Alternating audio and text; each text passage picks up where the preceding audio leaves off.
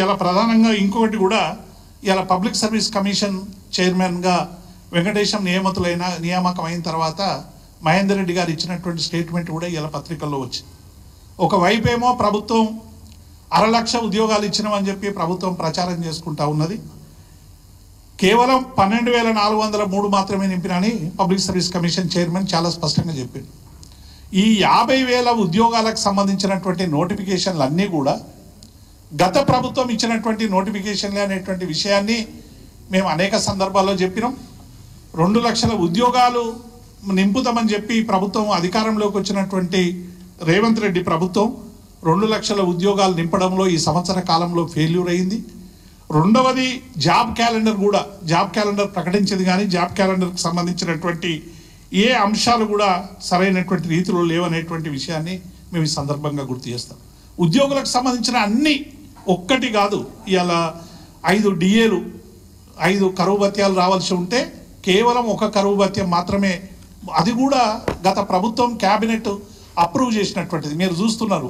రైతు బంధు కానీ డిఏ కానీ అప్పుడే ఇవ్వాలని చెప్పి ఎన్నికల కమిషన్కు రాస్తే ఎన్నికల కమిషన్ రైతు బంధుకు అనుమతించింది. ఉద్యోగుల డిఏకి సంబంధించి మాత్రం ఎన్నికలు అయిపోయినాక ఇమ్మని చెప్పింది. అది మాత్రమే మొన్న 1 కరువు భత్యం విడుదల చేసినారు. ఇప్పటికీ ఇంకా 4 కరువు భత్యాలు విడుదల చేయాలి. ప్రభుత్వం మొన్న రేవంత్ రెడ్డి గారు సుదీర్ఘంగా 7 గంటల సమావేశాలు పెట్టిండు, కానీ ఉద్యోగులకు సంబంధించినటువంటి ఏ ఒక్క సమస్య కూడా పరిష్కరించలేదు. సరికదా, మే తర్వాత ఆలోచిద్దామని డిఏలకు కూడా దేశ చరిత్రలోనే మొదటిసారి మళ్ళీ ఒక సబ్ కమిటీ వేసినటువంటి సందర్భాన్ని చూస్తూ ఉన్నాం. పిఆర్సీ 6 నెలల్లో అమలు చేస్తామన్నారు. 6 నెలలు కాదు కదా, సంవత్సరం ఎక్స్టెన్షన్ ఇచ్చారు పిఆర్సీ కమిషనర్. ఇప్పటి వరకు పిఆర్సీకి సంబంధించినటువంటి ఊసు లేదు. పిఆర్సీ ఎప్పుడో ఇక దేవుడెరుగు పిఆర్సీ, కనీసం డిఏలన్నా ఇవ్వాలని ఉద్యోగ సంఘాలు అడిగిన డిఏలు లేవు. ఇంటీరియం రిలీఫ్ కూడా హెచ్చింపు చేయమన్నారు. మళ్ళీ పిఆర్సీ కమిటీ మీరు సంవత్సరం అన్నారు, ఆర్థిక పరిస్థితి బాగాలేదంటున్నారు, ఎప్పుడు ఇస్తారో తెలియదు. మరి మధ్యంతర భృతి కేసీఆర్ గారు మధ్యంతర భృతి 5% ఇచ్చిండ్రు. మరి మధ్యంతర భృతి కనీసం మధ్యంతర భృతి అయినా ప్రకటించడని ఉద్యోగ సంఘాలు అడిగితే దానికి కూడా దిక్కులేనటువంటి పరిస్థితి కనబడుతూ ఉన్నది. అట్లాగే 7,600 మంది ఉద్యోగులు రిటైర్ అయినరు. 31 మార్చ్ 2024 నుండి ఇప్పటి వరకు 7,600 మంది ఉద్యోగులు రిటైర్ అయినరు. దాదాపుగా 3,700 కోట్ల రూపాయలు బకాయిలు ఇలా రిటైర్మెంట్ ఉద్యోగులు రోధిస్తున్నారు. ఇలా కన్నీళ్లు పెడతా ఉన్నారు, ఆగ్రహిస్తూ ఉన్నారు. మీరేమో ఒకవైపు విజయోత్సవాలు చేసుకుంటా ఉన్నారు.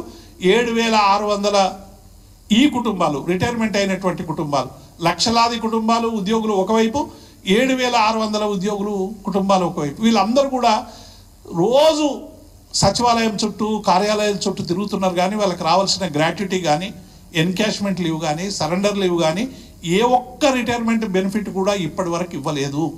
ఉద్యోగులు అందరూ కూడా అడిగినప్పటికీ కూడా ఈ జవాబు చెప్పే నాతుడు లేడు.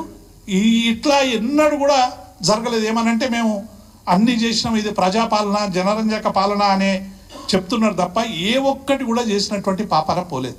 హెల్త్ కార్డులకు సంబంధించి కూడా వెంటనే ఇస్తామన్నారు. సంవత్సరం గడుస్తుంది, హెల్త్ కార్డుల ప్రస్తావన లేదు. ఉద్యోగులు కాంట్రిబ్యూషన్ కూడా ఇస్తాం, మేము 500 రూపాయలు 1% ఇస్తామని ఉద్యోగులు కాంట్రిబ్యూషన్కు సంబంధించి కూడా చెప్పారు.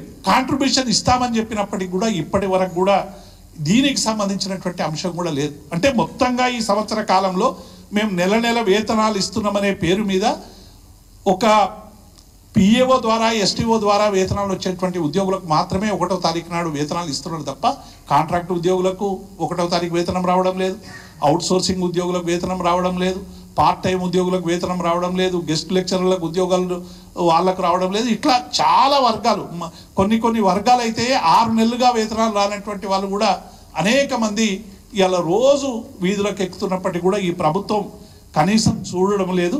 కాబట్టి వెంటనే ఉద్యోగులకు సంబంధించినటువంటి ఈ డిమాండ్లన్నీ కూడా, మరి సంవత్సర కాలం అయింది, బాగా విజయోత్సవాలు చేస్తున్నామంటారు రేవంత్ రెడ్డి గారు. మరి ఈ విజయోత్సవాల్లో ఉద్యోగులకు ఉపాధ్యాయులకు భాగం లేదా అని మేము అడుగుతా ఉన్నాం.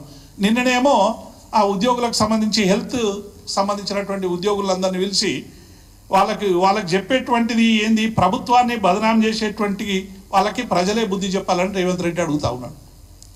ఉద్యోగులకు అందరికీ మీరు ఇచ్చేటువంటి సందేశం ఎట్లుండాలి, పని బాగా చేయాలి, రోగులను సరైనటువంటి రీతిలో వారికి చికిత్స అందజేయాలి, సమయానికి మనం పనిచేయాలి, మన మీద గురుతరమైనటువంటి బాధ్యత ఉంది, ఆరోగ్య తెలంగాణ చేయాలని చెప్పే బదులు అక్కడ కూడా పొలిటికల్గా ఇలా ప్రభుత్వాన్ని బదనాం చేసేటువంటి వాళ్ళని అంటే ఇలా అడుగుతున్నటువంటి బీఆర్ఎస్నో ఇతర ప్రతిపక్షాలనో మీరు తిప్పికొట్టాలని ఉద్యోగులకు కూడా పిలిపించేటువంటి ఒక దుర్గతి మొదటిసారిగా ఇలా కనబడతా ఉన్నది.